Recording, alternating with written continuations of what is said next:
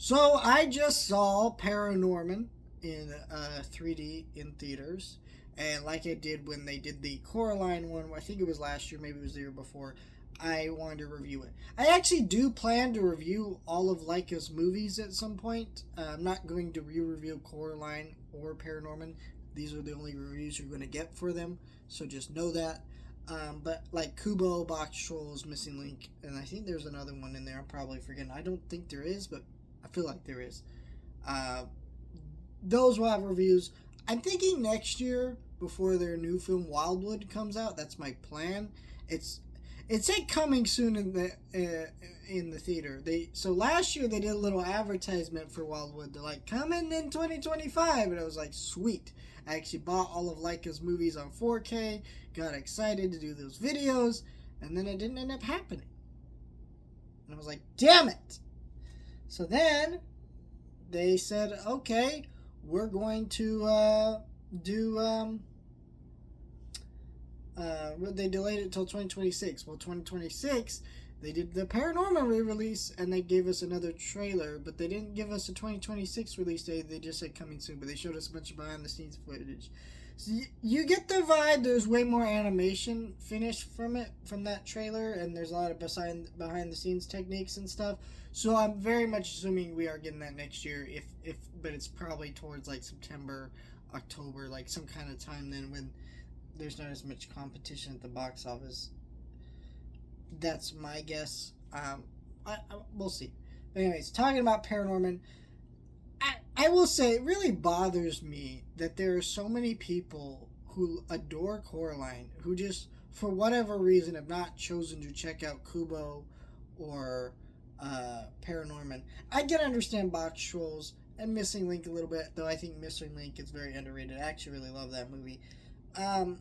I think that it's just so bizarre because these are like very much similar styles of movies. Less so Kubo, but still, if you love those movies, you will love Kubo. Like, why in Paranorman? Like, why have you just chosen just to see Coraline over and over again? It's kind of the same thing with Nightmare Before Christmas fans who are like obsessed with that movie who haven't seen like Frankenweenie or Corpse Bride.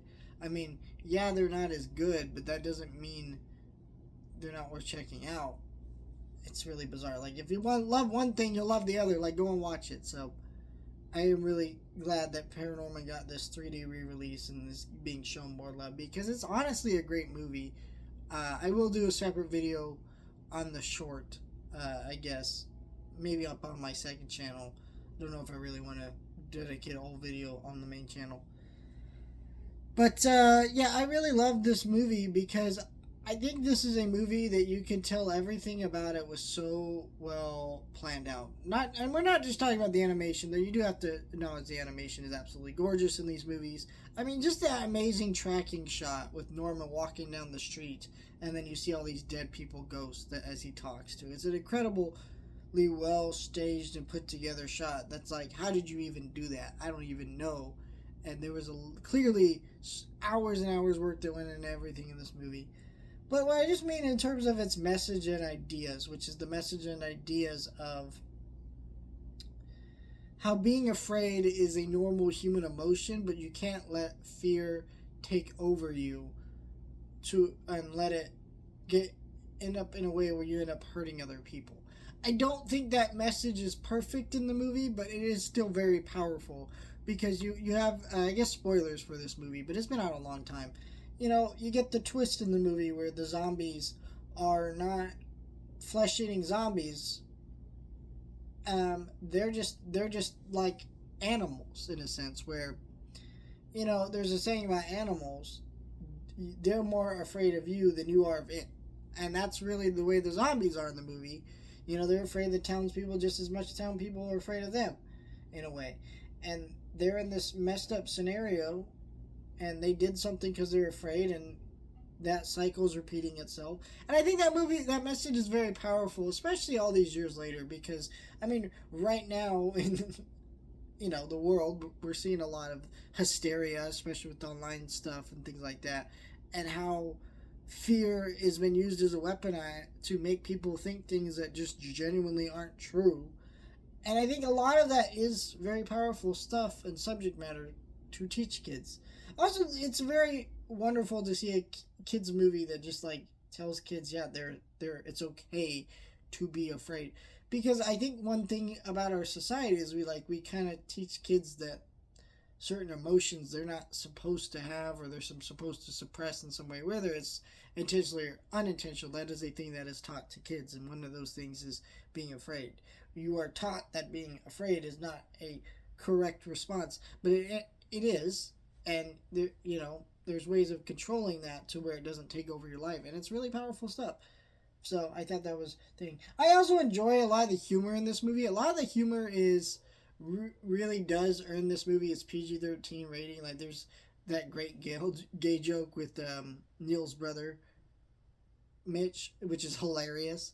There's a lot of like innuendos and certain jokes that just really work really well, and they do actually laugh. I actually heard the audience laugh quite a bit during that some of the jokes in this movie. Where I think this movie falters, and where I kind of mentioned earlier, the message isn't perfect. The dad in this movie is an asshole. And I get part of the idea is that he is supposed to be an asshole who doesn't understand his son, but clearly comes around to understand his son after he saves the town and everything. But I'm sorry, if I know people who act like this guy, and some of them are family members, and we don't talk that much. Why? Because they're fucking assholes. And they don't deserve sympathy for treating other people that way. Norman literally says it best in the movie. He's my dad. He shouldn't be afraid of me. And the mom tries to like justify it and be like, well, he's not afraid of you. He's afraid for you. And I hate to tell you this, but that's literally a thing that certain women do in relationships where they're abusive. They try to justify things that their partner says that are fucked up. And I really get that vibe from this couple. I get some of it's played for laughs, but I'm sorry, a lot of it doesn't work for laughs, because you get the vibe that this couple's like abusive just by the way things are put together. And I don't get the vibe that's what the creators of this movie were going for, but it just reads that way and it makes me uncomfortable. And I don't really like that, the way that's written. If your dad talks to you like Norman's dad talks to him, you don't talk to them anymore. Because it's kind of fucked up. And, I got what they were trying to do, but I don't think it came across very well. I thought it was actually felt very mean-spirited. Like, every time I watch this movie, the shit that the dad says to me makes me, like, so angry and, like, actually uncomfortable, because it reads so much of it like an abusive parent. It's actually pretty bad. I don't like it. So, yeah, but I do love this movie overall. I actually like this movie better than Coraline, though I'm definitely not going to try to argue that this is a better film than Coraline. Ain't no way that's an argument I'm going to make. But if someone else wanted to make it for me in the comments, go ahead. I'm joking.